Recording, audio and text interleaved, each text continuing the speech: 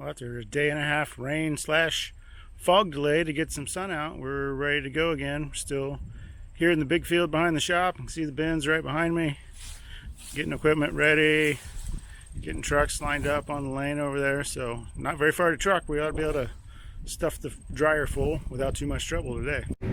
Still a little bit damp. We had fog until almost noon today, but the sun's been out for a couple hours. Things will improve. It'll dry up. Not having any problems. Just don't need to push it and plug things up while it's still a little bit wet.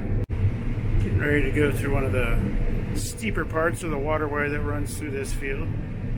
About as exciting as it gets around here.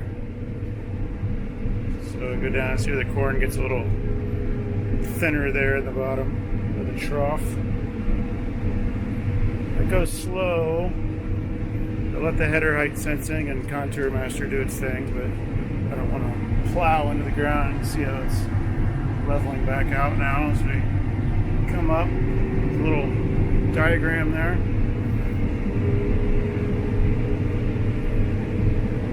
Finishing up the short rows by the woods here, and then I got to go a couple, kind of a long end row along the east side there, get some more of the field opened up. We go through that waterway, we make sure we're not unloading on the go on the grain cart, because the grain cart might come up and the auger go down, and that's a bad situation. You get a little better view of the elevation change there. You can see how the corn kind of dips down and back up. Cuts across here kind of in front of me, then it goes straight, and then it cuts back this way a little bit, so it won't be quite as tipsy on this pass.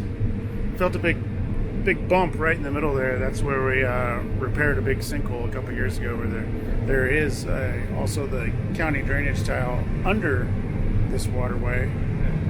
It's pretty old, actually. I don't know if you can see the depression right there. That's where the repair was made, and the dirt has set up a little bit.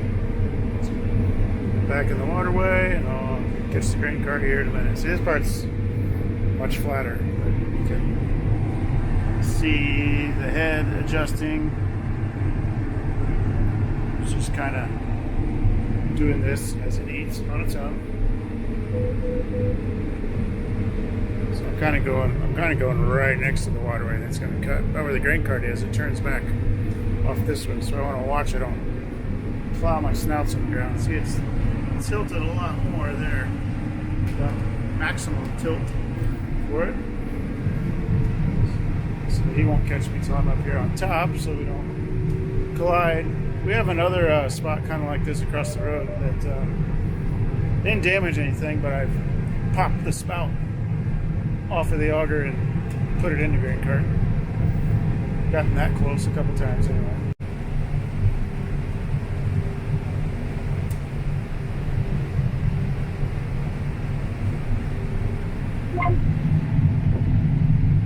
I've done 31 acres this afternoon in a couple hours.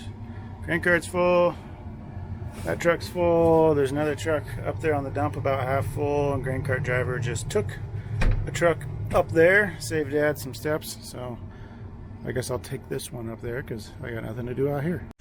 Walk back down the lane to the combine, about to have an empty truck, so gonna work for a little while longer, but it's gonna be a little slower progress now that we're kind of caught up to the dump and the dryer.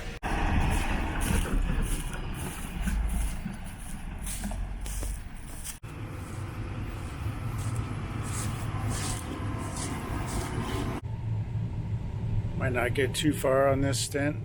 I'm dumping on the truck. Grain cart's dumping on the truck.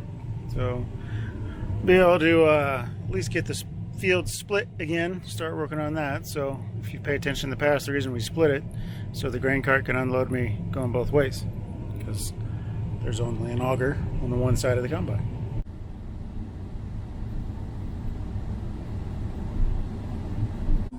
Well, Dad said that red truck there on the dump is the last one for the night. The grain cart's full. I got a little on the combine. So I just fold the head up here, pull out of the field, and I'll back up to the fuel pump and have this full for tomorrow.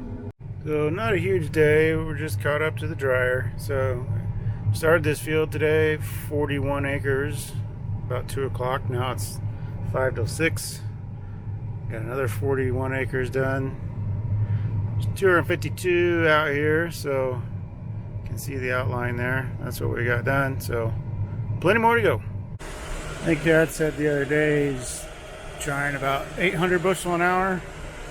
I'm harvesting like 4,000 an hour. If that puts that in perspective, and it's about as fast as our leg can take it. We'd have the option someday like building a pit that would hold a full truck. So even if it would feed the leg at that same speed, the truck could leave and go back to the field. Cross your fingers, nothing plugs up while you're gone, but you can take care of that.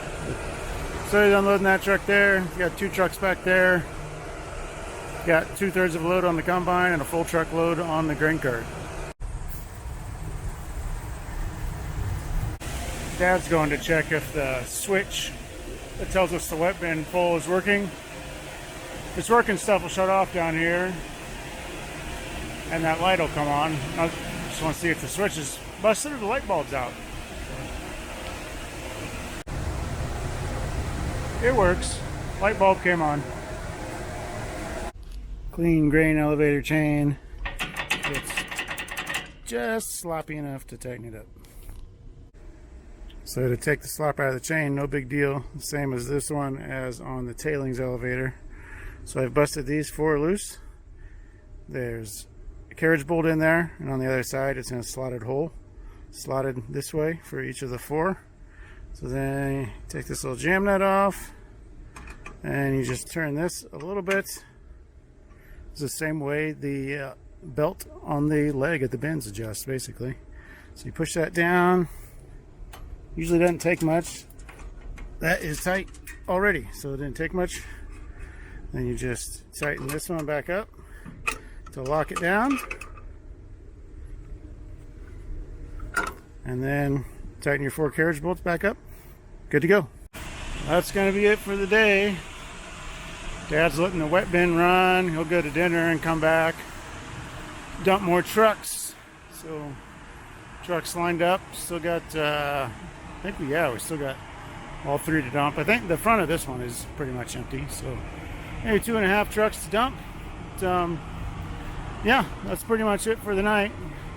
He may text me to come back and do a late night dryer check after he dumps these, but yeah, we'll do this all over again tomorrow.